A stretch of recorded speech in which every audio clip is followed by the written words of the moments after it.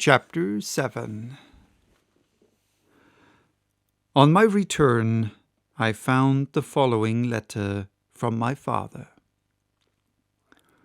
My dear Victor, you have probably waited impatiently for a letter to fix the date of your return to us, and I was at first tempted to write only a few lines, merely mentioning the day on which I should expect you, but that would be a cruel kindness, and I dare not do it. What would be your surprise, my son, when you expected a happy and glad welcome, to behold, on the contrary, tears and wretchedness? And how, Victor, can I relate our misfortune? Absence cannot have rendered you callous to our joys and griefs, and how shall I inflict pain on my long-absent son? I wish to prepare you for the woeful news, but I know it is impossible. Even now your eye skims over the page to seek the words which are to convey to you the horrible tidings. William is dead. That sweet child whose smiles delighted and warmed my heart, who was so gentle yet so gay, Victor, he is murdered. I will not attempt to console you, but will simply relate the circumstances of the transaction. Last Thursday, May the 7th, I, my niece, and your 2 brothers went to walk in Plainpalais. The evening was warm and serene, and we prolonged our walk farther than usual. It was already dusk before we thought of returning, and then we discovered that William and Ernest, who had gone on before, were not to be found. We accordingly rested on a seat until they should return. Presently Ernest came and inquired if we had seen his brother.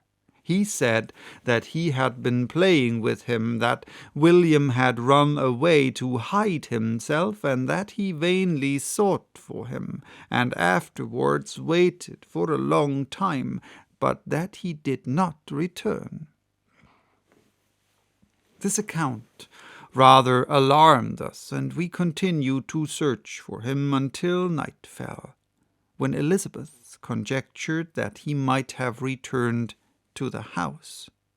He was not there. We returned again with torches, for I could not rest when I thought that my sweet boy had lost himself and was exposed to all the damps and dews of night.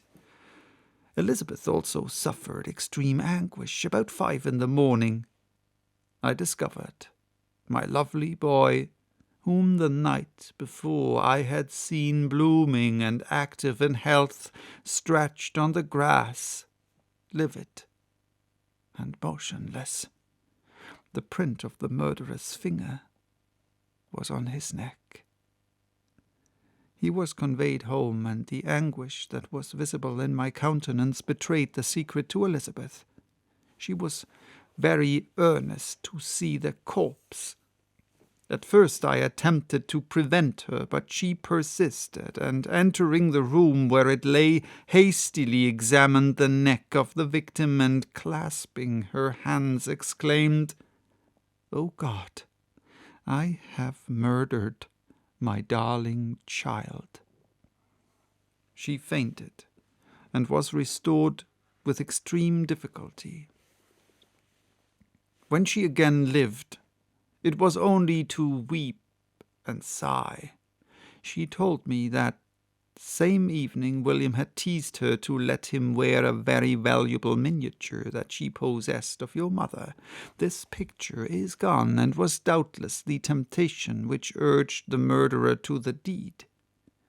We have no trace of him at present, although our exertions to discover him are unremitted, but they will not restore my beloved William.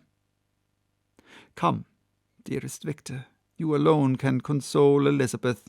She weeps continually and accuses herself unjustly as the cause of his death. Her words pierce my heart. We are all unhappy, but will not that be an additional motive for you, my son, to return and be our comforter?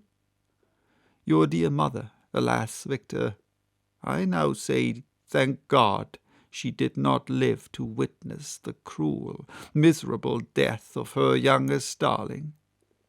Come, Victor, not brooding thoughts of vengeance against the assassin, but with feelings of peace and gentleness that will heal instead of festering the wounds of our minds. Enter the house of mourning, my friend, but with kindness and affection for those who love you, and not with hatred for your enemies. Your affectionate and afflicted father, Alphonse Frankenstein, Geneva, May the 12th, 1700. Clerval, who had watched my countenance as I read this letter, was surprised to observe the despair that succeeded the joy I at first expressed on receiving news from my friends. I threw the letter on the table and covered my face with my hands. "My dear Frankenstein," exclaimed Henry, when he perceived me weep with bitterness, "are you always to be unhappy? My dear friend, what has happened?" I motioned him to take up the letter while I walked up and down the room in the extremest agitation. Tears also gushed from the eyes of Clerval as he read the account of my misfortune. "I can offer you no consolation, my friend," said he. "Your disaster is irreparable. What do you intend to do?" "To go instantly to Geneva. Come with me, Henry, to order the horses."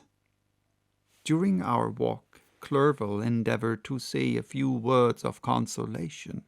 He could only express his heartfelt sympathy. "Poor William," said he, "dear lovely child, he now sleeps with his angel mother. Who that had seen him bright and joyous in his young beauty must weep over his untimely loss. To die so miserably, to feel the murderous grasp, how much more a murdered that could destroy radiant innocence. Poor little fellow, one only consolation have we. His friends mourn and weep, but he is at rest. The pang is over, his sufferings are at an end for ever. A sod covers his gentle form, and he knows no pain. He can no longer be a subject for pity. We must reserve that for his miserable survivors." Clerval spoke thus as we hurried through the streets. The words impressed themselves on my mind, and I remembered them afterwards in solitude. But now, as soon as the horses arrived, I hurried into a cabriolet and bade farewell to my friends. My journey was very melancholy. At first I wished to hurry on, for I longed to console and sympathize with my loved and sorrowing friends, but when I drew near my native town, I slackened my progress. I could hardly sustain the multitude of feelings that crowded into my mind. I passed through scenes familiar to my youth, but which I had not seen for nearly 6 years. How altered everything might be during that time! One sudden and desolating change had taken place, but 1,000 little circumstances might have by degrees worked other alterations, which, although they were done more tranquilly, might not be less decisive. Fear overcame me. I dared no advance, dreading 1,000 nameless evils that made me tremble, although I was unable to define them. I remained 2 days at Lausanne. In this painful state of mind, I contemplated the lake. The waters were placid, all around was calm, and the snowy mountains, the palaces of nature, were not changed. By degrees the calm and heavenly scene restored me, and I continued my journey towards Geneva. The road ran by the side of the lake, which became narrower as I approached my native town. I discovered more distinctly the black sides of Jura and the bright summit of Mont Blanc. I wept like a child. Dear mountains, my own beautiful lake, how do you welcome your wanderer? Your summits are clear, the sky and lake are blue and placid. Is this to prognosticate peace, or to mock at my unhappiness?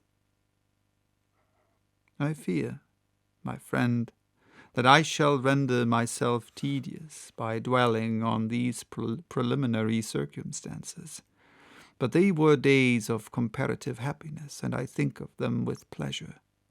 My country, my beloved country, who but a native can tell the delight I took in again beholding thy streams, thy mountains, and more than all, thy lovely lake. Yet, as I drew nearer home, grief and fear again overcame me. Night also closed around, and when I could hardly see the dark mountains, I felt still more gloomily. The picture appeared a vast and dim scene of evil, and I foresaw obscurely that I was destined to become the most wretched of human beings. Alas, I prophesied truly and failed only in one single circumstance, that in all the misery I imagined and dreaded, I did not conceive the 100th path of the anguish I was destined to endure. I will stop now for today. Bye-bye. Till next time with the second part of this chapter.